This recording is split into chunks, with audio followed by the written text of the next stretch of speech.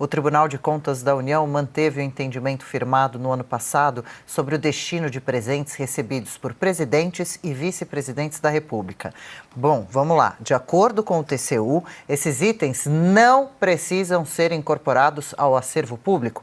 Na decisão, o tribunal destacou que não existe uma lei que especifique valores e critérios para determinar como personalíssimos ou de direito da União os presentes recebidos por chefes do Executivo. A Corte analisou um recurso sobre o caso em que o presidente Lula ficou com um relógio de aproximadamente R$70 mil recebido do governo francês.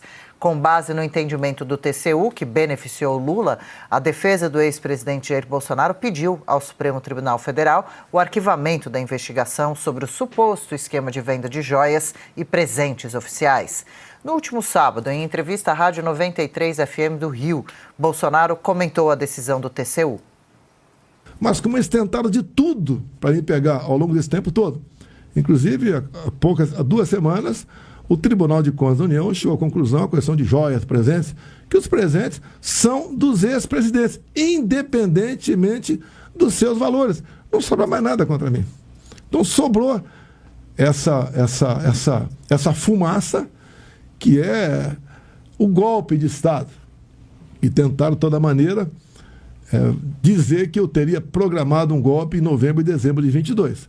O TCU entendeu que os presentes recebidos por presidentes, independentemente dos seus valores, pertencem aos ex-presidentes. E não precisa ser incorporado ao patrimônio da União. Acabou a história de joia. Piotr, desfeita a narrativa, então? Então, mas aí tem um problema bem maior. Vamos lá. Por que o Supremo Tribunal Federal tem uma investigação aberta lá contra o ex-presidente Jair Bolsonaro? Se é o órgão que tem que se manifestar é o TCU. O que deveria ter feito, então, o Supremo técnico, que o Flávio Dino disse aí, que não está preocupado nenhum ministro ali em sujar a sua biografia para fazer um julgamento político? Espera a manifestação do TCU. Quando o TCU decidir sobre o assunto, tecnicamente, o Supremo vai lá e fala, olha, o órgão que tem que decidir sobre esse assunto diz que não. Mas vamos lá. Não somente tem uma investigação aberta, que isso gerou uma narrativa gigantesca contra o ex-presidente Jair Bolsonaro, tem uma delação do Mauro Cid, que foi ameaçado para confirmar um monte de coisa, segundo o vídeo que a gente viu, né? Isso não é uma conversa de boca a boca, não. A gente viu o vídeo do Mauro Cid sendo ameaçado numa delação.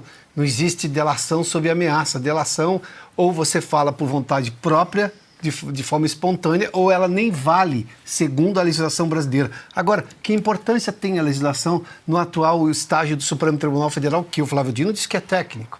Como acreditar que esse julgamento será técnico? Com tudo que os meus colegas já se manifestaram aqui em relação ao perfil de 3 dos 5 ministros dessa tal primeira turma, da origem deles. Aliás, se tivessem um mínimo de grandeza, se declarariam impedidos, como os juízes fazem na primeira instância, quando, por exemplo, ali aparece um processo que tem um familiar envolvido. Não posso julgar esse assunto. Ou porque eles participaram de alguma coisa relativamente àquilo. Não estou falando nem de ilegalidade, estou falando porque tiveram algum conhecimento. Eu me lembro que uma juíza indicada pelo Donald Trump lá atrás, e hoje ela é uma juíza da Suprema Corte Americana, perguntaram a ela naquela sabatina de verdade que acontece no Congresso americano, no que ela se sentia impedida. Uma das respostas dela falou assim, qualquer caso que envolva a universidade que ela dava aula. Dava aula até aquele momento. Ela disse assim, eu não posso julgar uma coisa porque eu conheço a universidade, eu posso ter participado. Então ela se declararia impedida naquele caso. Veja só, olha a grandeza. Já disse, olha, nem ponho esse caso perto de mim porque eu vou me declarar impedido. Óbvio! Ela é da universidade, foi professora. E um professor universitário de uma universidade como aquela, obviamente que tem acesso a muita informação. Ela jamais poderia julgar um caso envolvendo a universidade. Foi uma das respostas que ela deu. Aqui não. Nós temos o ex-advogado do Lula. Chegou ontem no Supremo. O ex-ministro da Justiça, que poderia estar respondendo por prevaricação no dia 8, funcionário público, responde. Cadê as informações da BIM? O que ele fez com as informações da BIM? Ou seja, não, nada disso está acontecendo. E vai julgar agora, com todas as declarações que deu.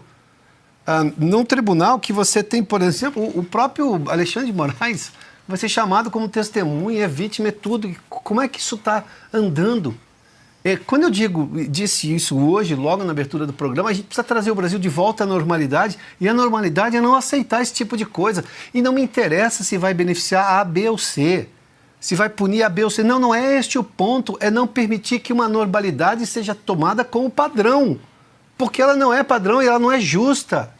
Aí, voltando ao caso do TCU, eu tenho uma investigação aberta que gerou uma narrativa gigantesca, que criou um barulho gigantesco, em que o presidente, o ex-presidente teve que responder por isso, a mulher dele teve que responder, as joias que foram dadas a Michelle, não sei o quê, essas coisas todas.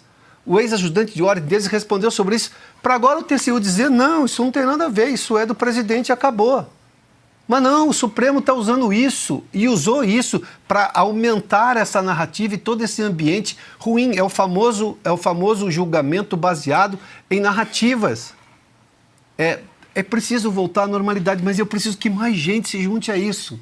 Só para trazer o país à normalidade. Não se preocupe com questões políticas e ideológicas, não é isso. Nós estamos só querendo o Brasil de volta. Este Brasil de volta que se redemocratizou lá nos anos 80, que teve uma Constituição de 88 e que sim, tem alternância do poder, tem discussão política, tem excessos aqui, excessos ali, mas tudo é julgado por uma lei soberana e uma lei justa. E todos têm direito à mesma lei. Não, você não pode agora fazer um tribunal de exceção. Essa turma é um tribunal de exceção, não tem como entender de outra maneira. Veja quem vai julgar. A vítima vai dizer o quê? A favor do que ela considera o algoz dela? Pensa bem. E as pessoas estão fazendo que nada está acontecendo, que não é com elas.